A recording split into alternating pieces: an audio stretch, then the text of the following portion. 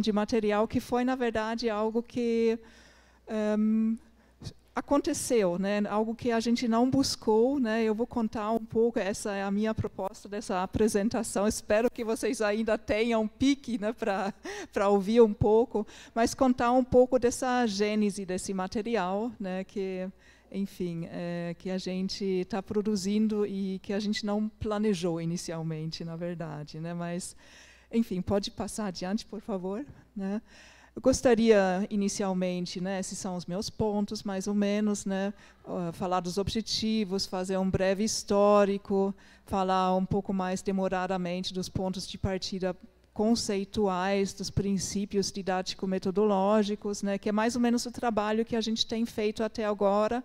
A gente está terminando o primeiro de 6 volumes, né, e praticamente um ano foi de trabalho conceitual, eu acho, né? Até que a gente começou realmente a se aprofundar nas didatizações, né? Vou falar um pouco das etapas do processo, dos desafios, né, de fazer um livro didático no Brasil. Nós não somos os primeiros, a Ruth escreveu o primeiro livro, né, depois de algum tempo, né, nós já tivemos aqui no Brasil, inclusive, uma produção de livro didático bastante fértil no passado, né, nos anos 20, 30 do século passado, né, enfim.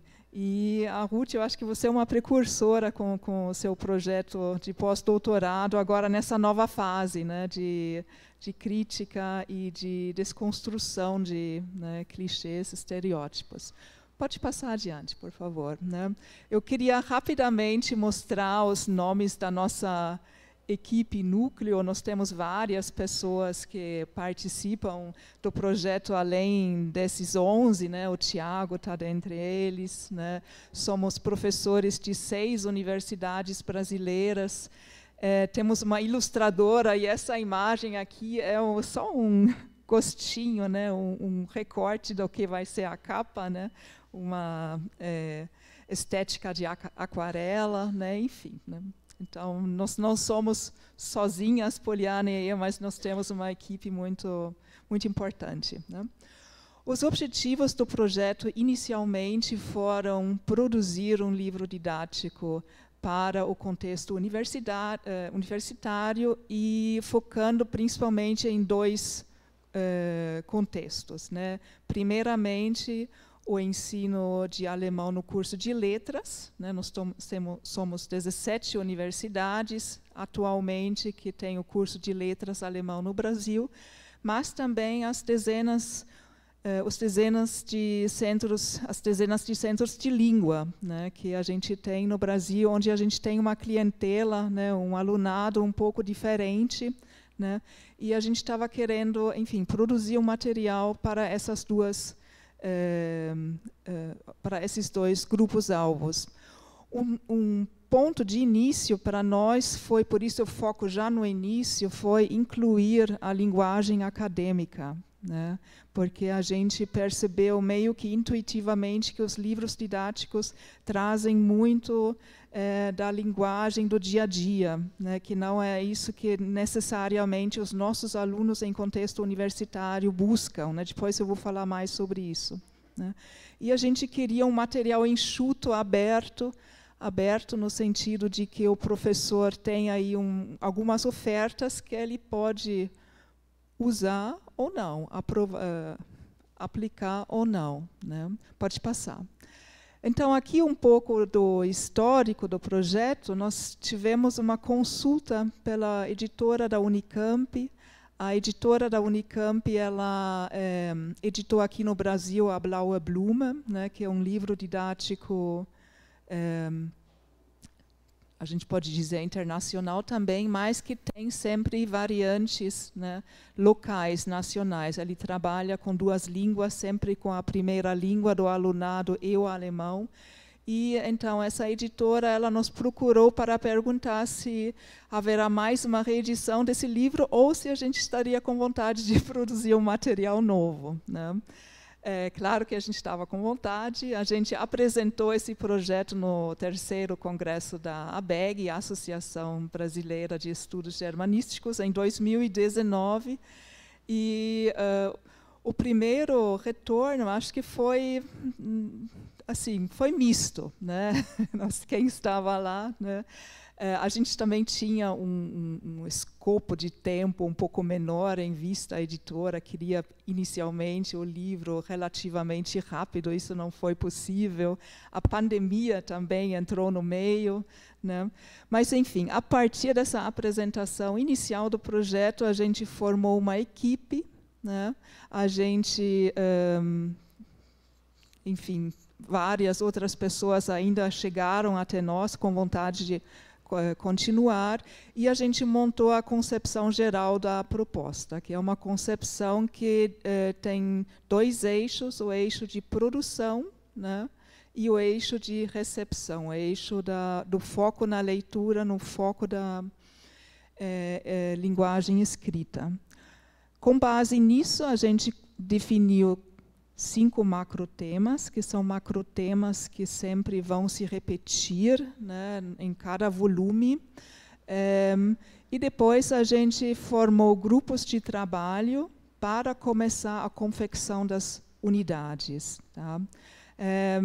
Essas primeiras 6, 7 etapas, elas já demoraram assim vários meses, né, porque a gente realmente começou intuitivamente e, enfim, na prática, né? No meio do tempo, a gente contratou uma ilustradora, porque a gente queria ver como esse livro vai se materializar, né? A gente estava com vontade de ver no papel as nossas ideias. E, por último, a gente recebeu uma verba do CNPq no início deste ano, e agora a gente tem outro fôlego para também criar componentes audiovisuais, né, para contratar diagramadores, enfim. Pode passar.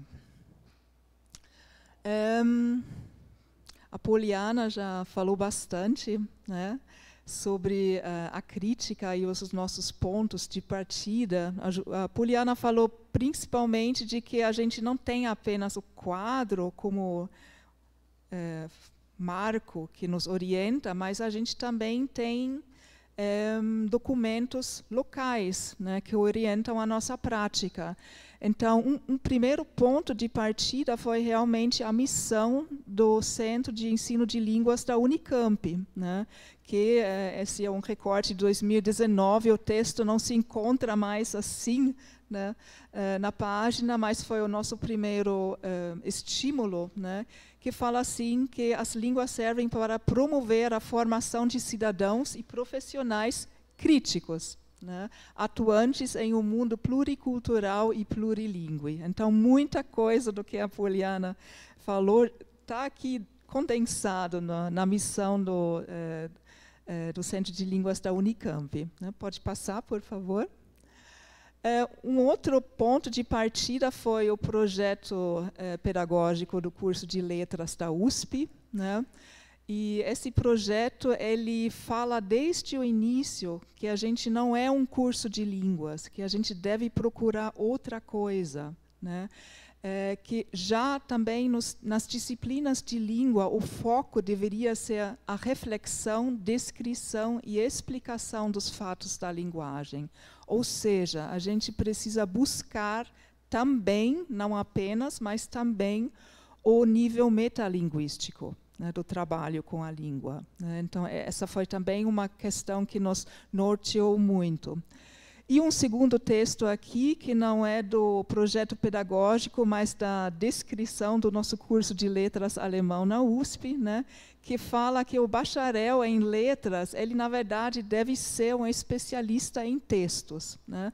Nós não formamos apenas um perfil, né, profissional, nós formamos professores, mas também críticos, pesquisadores e muitos outros profissionais, e o núcleo seria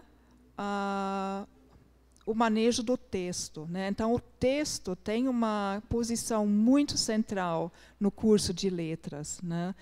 E a gente percebe que quando a gente trabalha com livros didáticos que a Poliana mostrou, né, ou com atividades, né, esse texto não agrada a nossa clientela muitas vezes. E a Poliana explicou muito bem por quê, né, porque são muitas vezes gêneros que não existem, né, gêneros que não circulam, né.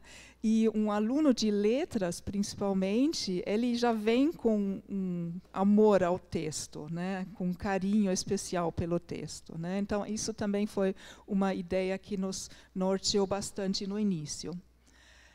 Um terceiro ponto de partida, pode ir, por favor, né, a própria Blaue Blume, né, que é o material que ainda está sendo usado no Centro de Línguas da Unicamp, né. Ele é um material que tem o português como língua de mediação, né? A gente utiliza esta ideia também. Ele traz textos autênticos desde o início, desde a lição 1, né? No nível A11, tá? Isso quer dizer, texto autêntico quer dizer para nós que é um texto que circula fora da esfera da sala de aula. Existem, claro, também textos que circulam para a sala de aula, que seriam os textos não autênticos. E eles, às vezes, têm uma função bem importante, porque eles mostram algumas características da língua, né? E o Blaue Blume também tem esse tipo de texto. Mas o principal são textos autênticos, né? Um foco especial na competência leitora, né? Um fomento à reflexão sobre a língua, né? E um fomento à autonomia tanto do aprendiz quanto do professor, da professora, né? Pode passar. Uma quarta ideia que nos norteou na construção desse material, eu não sei se vocês conhecem esse autor, ele circulou bastante na linguística aplicada no início dos anos 2000, final dos anos 90, né? O Prabhu é um autor indiano, né? Um pedagogo da língua estrangeira, né, inglês principalmente, e ele defende a ideia de que a gente deve procurar não apenas materiais de curso, né, mas formatar esse material de curso de tal forma que seria um material de fontes, né? Então, em inglês rima bem, né? Course material, source material, né? Então, ele propõe uma liberdade maior para os professores montarem sua própria aula, né? Não necessariamente já trazer aqui, né? Teaching agendas, né? Ou uma agenda de ensino, mas propor, sugerir várias agendas possíveis, né? Com aulas e lições materializadas diferentes, né? Essa é uma ideia que nos norteia também bastante. Por favor.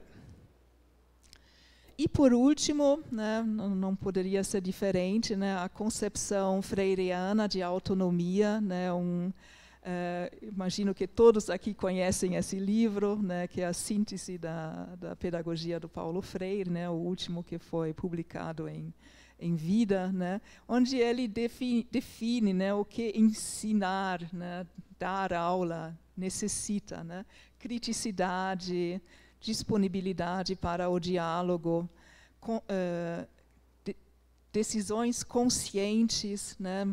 Assim, a gente fala muito sobre detalhes como como é que a gente vai apresentar agora a conjugação, né?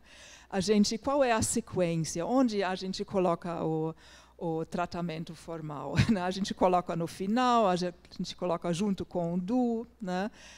Como é que a gente visualiza a Satzklammer, a parêntese verbal, né? Então, são essas discussões, né? A gente tem um encontro em grupo com 11 por mês, né? Que, enfim, permeiam as nossas reuniões, né? Estética e ética, muito importante, por isso também a gente contratou muito cedo, eu acho, a ilustradora, né? E a convicção de que a mudança seja possível, né? A mudança de fazer livros didáticos diferentes, né? Por favor. Tá? Vocês veem aqui que o quadro não foi uma linha que nos norteou. Na verdade, a gente se manteve, pelo menos agora no primeiro volume, numa distância crítica do quadro. Isso eu vou explicar melhor, né? Essas são algumas diretrizes metodológicas, né? A gente já falou sobre muitas delas, né? Eu acho que eu não preciso né, ler elas em voz alta. Pode passar, por favor. E agora eu queria explicar o porquê de a gente se manter um pouco à distância, né, numa distância segura do quadro, pelo menos por enquanto. Tá? O exemplo do vocabulário, né? A gente tem o Profil Deutsch, né?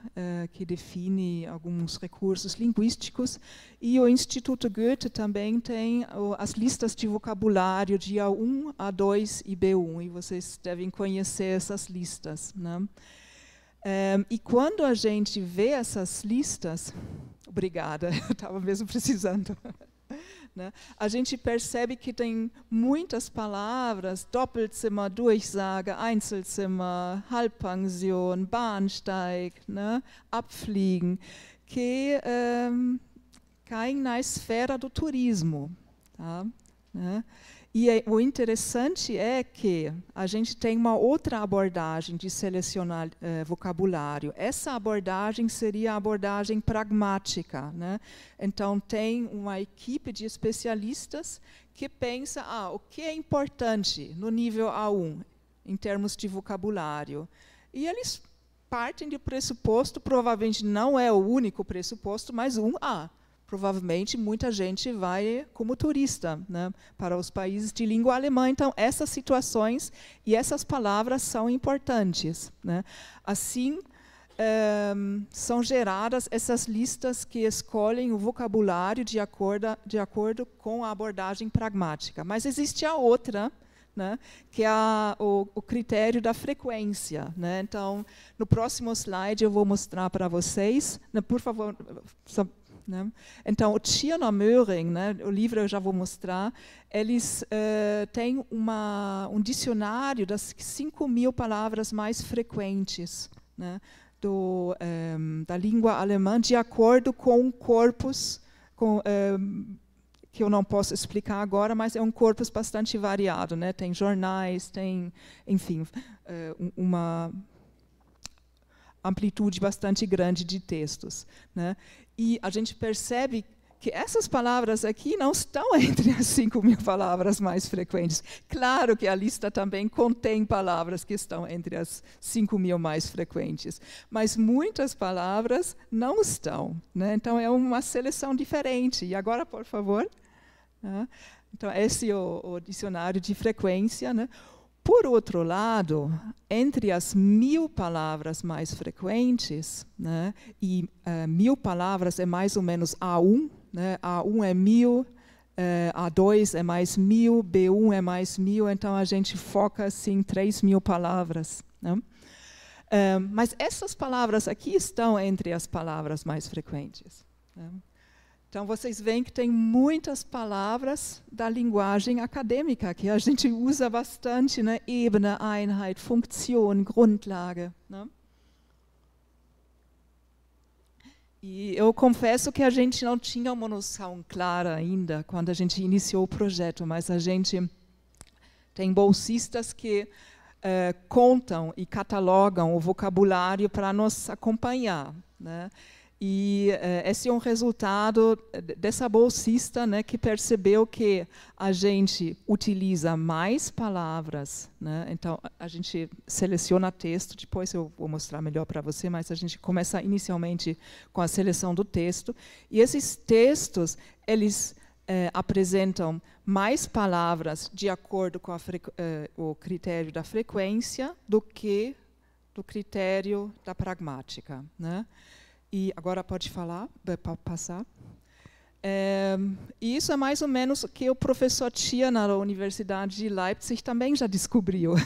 Em 2017, ele deu uma palestra muito importante na Internationale Deutschlehrertagung, né, foi publicado em 2019, e ele fala que são unterschiedliche Annahmen, né? Então são pressupostos, né, diferentes.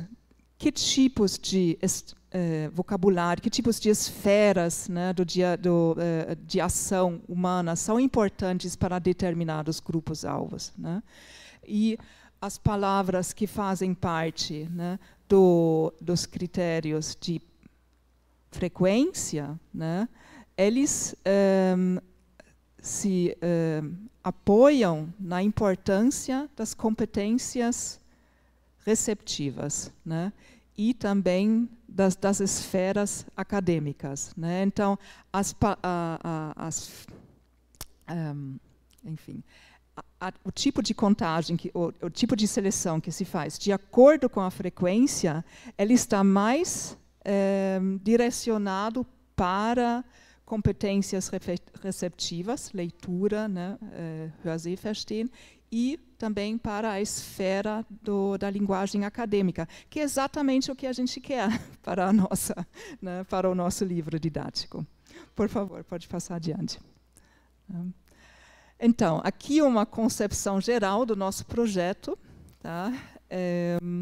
Nós temos, então, né, 3 grupos menores dentro do grupo de 11 pessoas. Né?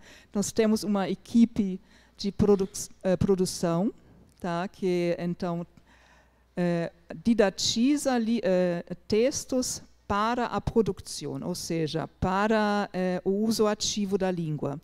Mas nós temos também uma equipe que didatiza texto para fins de leitura, tá? Para fins de compreensão, né? E a gente precisa, claro, a gente precisa sempre estar em diálogo com isso.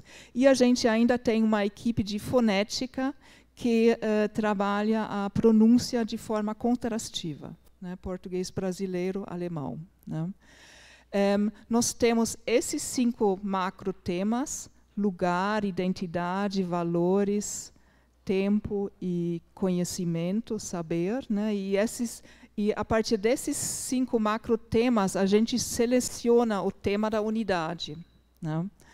E, além disso, a gente tem outros trabalhos de grupo que cuidam das ilustrações, né? Agora temos um grupo que cuida dos componentes audiovisuais, da interface virtual e também do layout geral, da diagramação, né? Então, assim, acho que 3 anos atrás a gente não teria pensado que o projeto ia tomar essas dimensões, né? Pode passar. Tá? Aqui vocês veem como a gente vai dos macrotemas para os temas específicos do volume A11, né? A gente colocou ainda uma unidade introdutória, né, para sensibilização linguística e para mobilização de conhecimentos prévios, né. Então, na unidade Ort, lugar, a gente localiza a língua alemã no Brasil, né, não já desde o início na Europa, né. Isso também a gente faz, mas o importante, vou mostrar um texto, né, que a língua alemã também é falada no Brasil. Na unidade 2, a gente fala sobre aspectos pessoais, sobre, né, estudos, etc. E na unidade 3, que a gente chamou de valores e não de tempo, a gente trata do tema do tempo livre, mas numa perspectiva crítica, né? Como a Poliana já apresentou, né? Será que a gente tem tempo, né? Então, isso veio, na verdade, de uma experiência que acho que todos nós temos, que chega a segunda-feira e a gente pergunta para os nossos alunos: e aí, o que você fez no final de semana? Partindo do pressuposto que teria tempo para fazer alguma coisa relacionada ao lazer, né? E muitas vezes, pelo menos no meu contexto, os alunos ficam mudos, não querem se manifestar muito, né? E muitas vezes falam: eu dormi. Né? Eu dormi, eu visitei minha família. Então, o tempo livre, que seria assim que é um tema importante, né, para o quadro comum, né, e também para as provas, ele não não diz muito respeito à realidade dos nossos alunos, né? Então, a gente queria desconstruir, né, essa ideia, né, do Freizeit, né, do tempo livre. Né? Zeit e Wissen, né, acho que a Poliana Wissen, conhecimento, já mostrou alguns pequenos exemplos. Pode passar, por favor? Né? E aqui, por exemplo, eu trouxe 2 textos que a gente selecionou, né, já para a unidade 0. Né? Então, aqui a gente selecionou uma carta original, né, escrita em 1985 no Paraná, Capanema. E eu não sei se vocês conhecem essa carta, o projeto Alma já foi mencionado pela Poliana, o professor Cleo Altenhoven, junto com o Joachim Steffen e o professor Harald Thun, eles fizeram uma coletânea de cartas, né, cartas verdadeiras, né, que foram escritas no Brasil. Né. E aqui é um exemplo de uma carta que, na verdade, vocês veem, 85, né, ela é uma carta muito misturada, né? Ela tem uma marca muito, né? Liebe Elli, ich will dir ein paar Zeilen schreiben. Mein Garten ist schön, wächst alles sehr schön. Es hat diese Woche sehr geregnet. Começa em alemão, né? Ortografia não está no alemão padrão, né? Mas está aí, liebe Elli, du willst die Receita vom Bier kochen. Receita. Né? Então essa carta, na verdade, ela traz a receita de como fazer cerveja. Né? Ich weiß nicht, wo die Receita, né? E ela escreve, a pessoa escreve com letra maiúscula porque é um substantivo, né? E assim vai, né? Então tem aqui, né, os ingredientes: auf eine Kerosin-Latte Wasser, 2 Kilo açúcar, né? Então é uma carta muito charmosa que mostra, né, como a língua alemã ela permaneceu aqui no Brasil, né? Esse é um texto que a gente selecionou. Pode passar, por favor? Né? Então, o que a gente faz com texto assim, logo na unidade 0? Né? Enfim, essa ainda não é a formatação e diagramação final, né? Mas vocês veem aqui que a gente traz sempre os enunciados das atividades em alemão e em português também. Essa é uma decisão que a gente tomou no primeiro volume. Né? E o que a gente treina aqui é uma compreensão global. Né? Então, qual é o tema principal da carta? Né?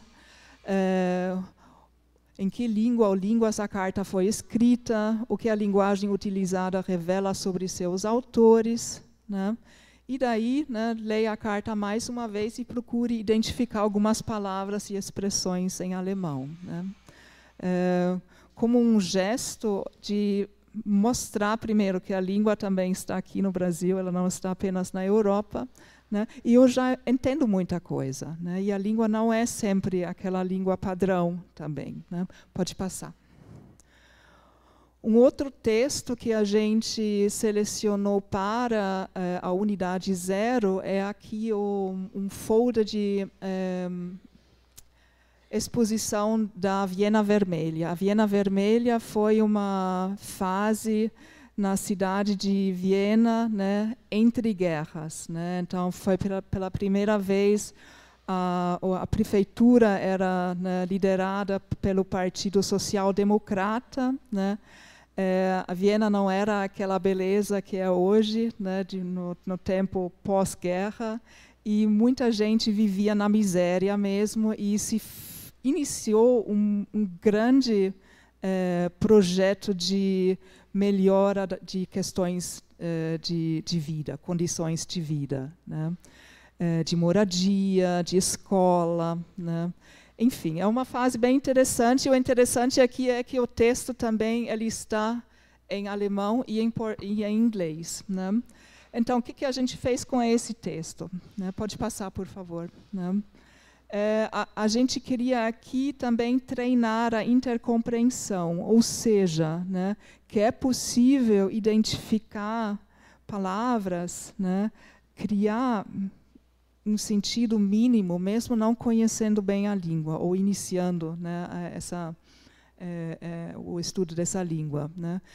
Nós temos teorias de intercompreensão para as línguas latinas, mas existe também uma ferramenta para as línguas germânicas, né? O Eurocom-Gern, que usa a expressão das peneiras. Eu peneiro o material linguístico para ver o que eu consigo identificar já. E é um método regrado, digamos assim. São 7 peneiras que a gente aplica, né?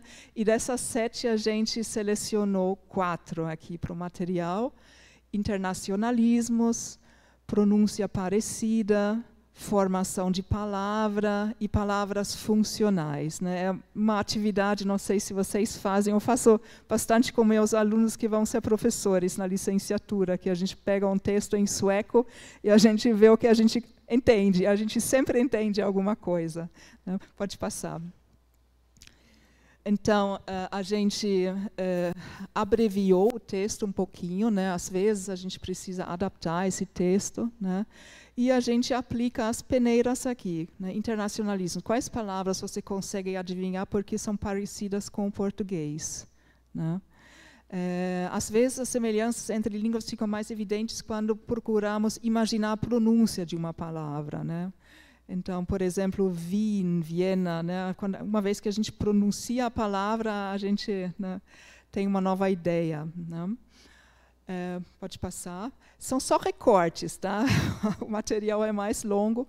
E aqui, como trabalho opcional, ainda identificar algumas palavras a partir do texto em inglês, né? Então, how to live, como seria live em inglês, né?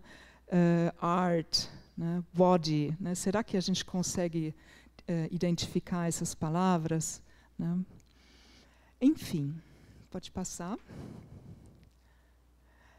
Aqui eu reproduzi as etapas pelas quais a gente continua passando quando a gente produz uma unidade, né? Amanhã, na oficina, eu também gostaria de falar um pouco mais demoradamente sobre essas etapas. Então, a gente define o tema da unidade a partir do macrotema. A gente define os objetivos, né? O que a gente quer com esse texto, quer com esse tema, desculpa, e daí a gente começa a selecionar o texto e fazer adaptações, né? Depois a gente faz a didatização propriamente dito, a gente formula instruções e, às vezes, a gente inclui andaimes ainda, ou seja, ajudas, né, adicionais. Andaime é aqui um conceito do Vygotsky, né? Por exemplo, o texto em inglês, pode para o anterior, por favor, esse seria um andaime. Ele poderia ajudar algumas pessoas que já falam inglês a identificar algumas palavras em alemão. Pode passar. Estou quase no final, agora vem, eu acho que os desafios, né? Como eu falei desde o início, o trabalho está demorando mais do que a gente pensou inicialmente, também porque somos uma equipe grande e porque a gente precisa definir muita coisa, criar consenso sobre muita coisa. Os desafios que eu acho que a gente venceu nesses primeiros 2 anos foram que a gente conseguiu procurar e selecionar os materiais fontes com uma destreza cada vez maior, né? A questão dos direitos autorais. Nem todo texto tem direito autoral e nem sempre o direito autoral é cobrado, né? A gente aprendeu isso, que existem pessoas que gostam de ter os seus textos ou suas imagens, né, no livro didático. Então, a gente começou a identificar, né, que texto presta, que texto não presta. E qual o texto onde eu realmente preciso procurar o direito, ou onde realmente vale a pena eu gastar para ter o direito autoral, a gente tem isso também, e quando não vale a pena, né? A articulação entre produção e recepção é um desafio constante, né? Atualmente, a gente se depara muito aqui com esse problema da produção de materiais audiovisuais, né? Porque esses materiais eles sempre vinham pronto e a gente não tinha muita experiência própria mesmo, né, na produção, né? A gente didatiza textos, a gente gera sequências didáticas, mas produzir material audiovisual são outros 500, né? A questão do volume de trabalho e da conciliação das nossas agendas é um desafio constante. E, crescentemente, também as expectativas, né? Porque a gente começou a apresentar alguns recortes do material e existem expectativas muito grandes, né? E a gente precisa lidar com isso. A gente certamente também não vai criar um material ideal, porque isso não existe, né? E a gente vai frustrar expectativas também, né? Mas eu acho que é importante a gente ter feito esse passo da crítica para a elaboração própria, né? Eu acho que isso é muito importante, né? E a gente vai ter que lidar com isso, né? Por favor, acho que é o último slide. Quais são os próximos passos? A gente espera concluir o primeiro volume em termos de layout nesse ano.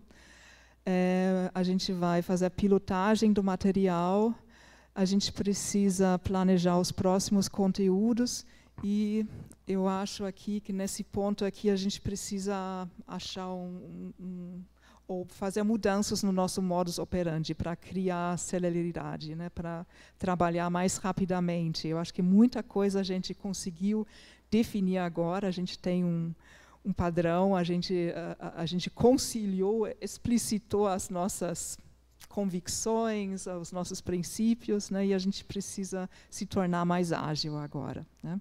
Por favor. Agradeço pela atenção, muito obrigada. E obrigada também, eu esqueci de falar isso, foquei tanto na minha apresentação própria que esqueci de agradecer pelo convite de poder apresentar aqui. Tá? É muito bom ter esse evento. Eu acho que isso mostra também, né, que a gente está passando da crítica para a elaboração própria. A gente está entrando assim realmente numa outra fase de lidar com materiais, né? A gente tem uma produção pipocando em vários lugares agora e uma produção autônoma, autoconfiante, e é muito bom que tenhamos agora esse momento de socializar as experiências. Eu acho que isso é fundamental, né? Muito obrigada.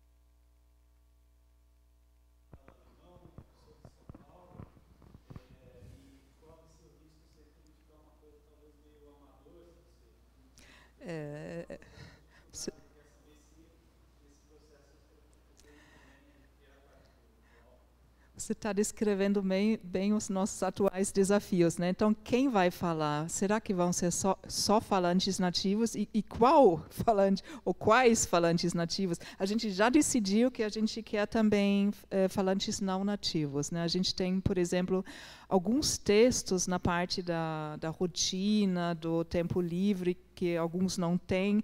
Então, tem depoimentos de nossos alunos, né? Alunos autênticos mesmo, né?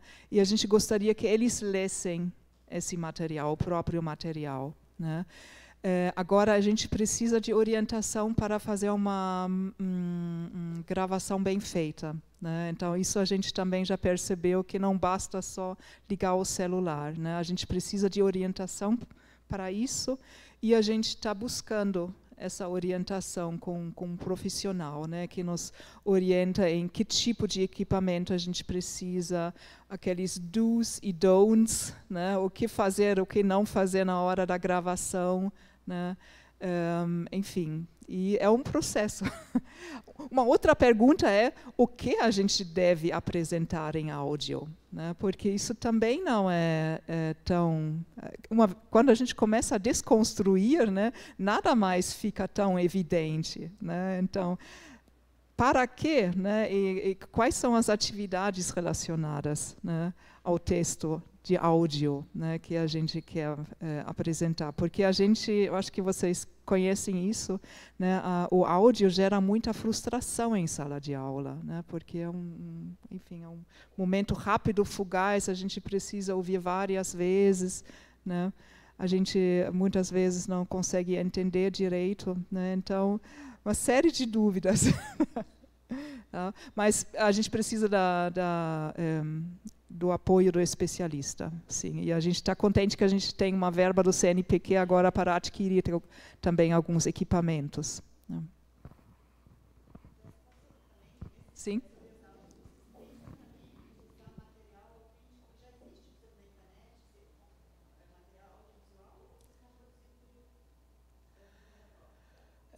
A gente tem uma parte online e a gente vai linkar algumas coisas que a gente não vai produzir, mas que a gente vai utilizar, né? A gente também não vai reproduzir no nosso material, mas a gente um link, a gente providencia o link, né?